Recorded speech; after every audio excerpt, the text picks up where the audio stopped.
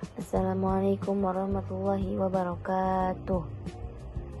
Alhamdulillah, alhamdulillahi rabbil alamin, wabihi nasta'in, wa ala umuri dunya waddin, wassalatu wassalamu ala asrafil anbiya'i wal mursalin, wa ala alihi wa ashabihi ajma'in. Amma ba'du. Pertama-tama, puji dan puji beserta syukur marilah kita panjatkan atas kehadirat Allah Subhanahu wa taala yang telah memberikan nikmat sehat, nikmat iman dan Islam. Salawat beserta salam marilah kita curah limpahkan kepada junjungan kita, yakni habibana wa nabiyana wa maulana Muhammad sallallahu alaihi wasallam. Tak lupa juga kepada keluarganya, kepada para sahabatnya, kepada tabi'in dan tabi'atnya, dan mudah-mudahan sampai kepada kita selaku umatnya. Amin amin ya rabbal alamin. Dan yang saya hormati dosen pengampu Ibu Nur Laila Sadila STHI MPD dan teman-teman seperjuangan yang saya banggakan. Perkenalkan, saya Widya Mulyaningsih, mahasiswa program studi pendidikan agama Islam dengan nomor MPM 251105010036. Baik, di video kali ini saya akan membahas materi tentang metode pembelajaran dalam Islam. Teman-teman, pendidikan bukan hanya soal transfer ilmu, tetapi soal pembentukan karakter. Dalam Islam, metode pembelajaran itu sangat penting. Dan ada ungkapan bahwa metode itu lebih penting daripada materi itu sendiri. Karena metode yang tepat menentukan apakah pesan tersampaikan ke hati murid atau tidak. Materi ini menjelaskan tentang bagaimana Rasulullah SAW menyampaikan ajaran Islam dengan berbagai metode. Caranya, metode pembelajaran dalam hadis adalah cara atau strategi yang digunakan Rasulullah SAW dalam menyampaikan ilmu kepada para sahabat. Metode ini tidak hanya berupa ucapan, tetapi juga tindakan, contoh langsung, dan interaksi. Tujuannya adalah agar Islam dapat dipahami secara mendalam dan diamalkan dalam kehidupan sehari-hari. Coba teman-teman bayangkan, jika kita belajar hanya mendengarkan orang berbicara saja, pasti bosan kan ya? Nah, Rasulullah SAW punya rahasia. Metode pembelajaran beliau itu bukan sekedar cara mengajar biasa, tetapi sebuah strategi hati. Beliau tahu kapan harus bicara, kapan harus memberi contoh, dan kapan harus mendengarkan. Rasulullah SAW sudah mencontohkan dan melakukan metode pembelajaran yang tepat kepada para sahabatnya. Metode pembelajaran yang beliau lakukan ini sangat akurat dan tepat dalam menyampaikan ajaran Islam. Rasulullah sangat memperhatikan situasi, kondisi, dan karakter seseorang sehingga nilai-nilai Islam ditransferkan bisa dengan mudah dipahami dan dikuasai oleh para sahabat. Metode pembelajaran yang ditetapkan oleh Rasulullah SAW dan difokuskan pada metode ceramah, tanya jawab, eksperimen, demonstrasi atau praktik, kisah, perumpamaan, dan yang terakhir pengulangan dan perumpamaan. Yang pertama yaitu adalah metode ceramah. Metode ceramah adalah penyampaian ajaran secara langsung oleh Rasulullah SAW dalam bentuk nasihat atau penjelasan singkat, namun penuh makna.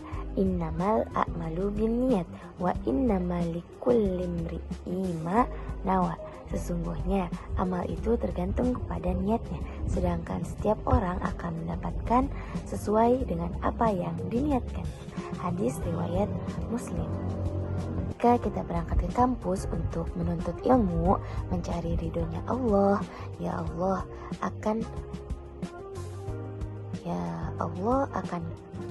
kasih dengan pahala. Jadi kita akan mendapatkan apa yang kita niatkan. Kalau kita melakukan kebaikan untuk mendapatkan, dan ya Allah akan kasih pujian. Sampai situ aja. Ketika kita berangkat ke kampus hanya ingin bertemu si A dan si B saja, maka Allah akan kasih ke kampus. Sampai situ saja. Tetapi kalau kita melakukan sesuatu untuk Allah Subhanahu wa taala, terbatas pahala yang Allah berikan kepada kita. Maka luruskanlah dengan baik niat kita untuk ilmu untuk mencari ridhonya Allah Subhanahu wa Ta'ala. Yang kedua yaitu metode tanya dan jawab. Rasulullah SAW itu guru yang sangat asyik. Beliau sering menggunakan pertanyaan bukan karena beliau tidak tahu, tetapi untuk memancing rasa penasaran para sahabat dengan bertanya. Suasana belajar jadi lebih hidup, tidak mengantuk, dan para sahabat jadi merasa dilibatkan secara aktif. Contoh yang paling populer adalah saat malaikat Jibril datang menyerupai manusia dan bertanya kepada Nabi, ma islamu? Qala al-islamu an tashhada an la ilaha illallah. Artinya, apa itu Islam? Nabi menjawab, Islam adalah engkau bersaksi bahwa tiada Tuhan selain Allah. Di riwayat Muslim, salah satunya yaitu menguji pemahaman. Guru jadi tahu sejauh mana muridnya paham. Pernah ada dialog yang sangat menyentuh antara seorang laki-laki dengan Rasulullah SAW yang berbunyi, An Abi Hurairah qala rajulun ya Rasulullah man ahaqqun nas bihusni sahabah. Qala ummuka summa ummuka summa ummuka summa abuka summa adnaka. Dari Abi Hurairah, ia berkata, ada seorang laki-laki datang kepada Rasulullah SAW, kemudian ia bertanya, wahai Rasulullah, siapakah yang paling berhak aku hormati? Beliau pun menjawab, ibumu. Ia berkata, kemudian siapa? Ibumu. Ia berkata, kemudian siapa? Beliau menjawab, ibumu. Ia berkata, kemudian siapa? Beliau menjawab lagi, kemudian ibumu. Dan kemudian siapa? Beliau pun menjawab, ayahmu. Saudara-saudara dekatmu.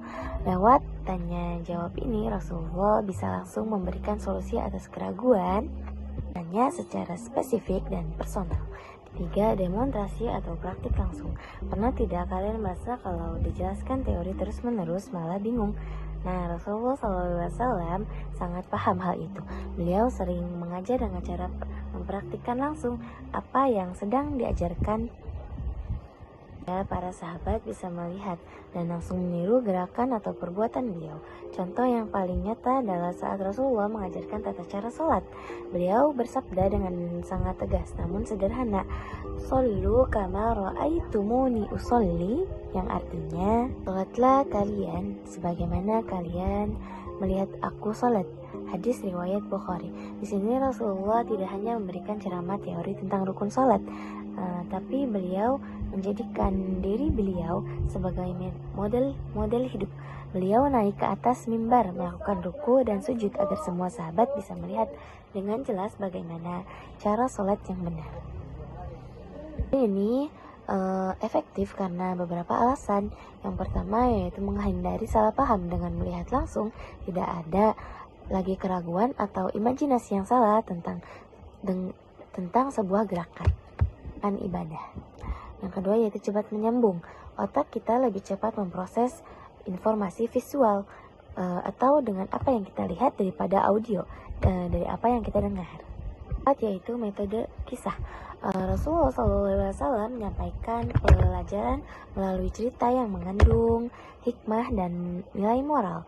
Hadisnya yaitu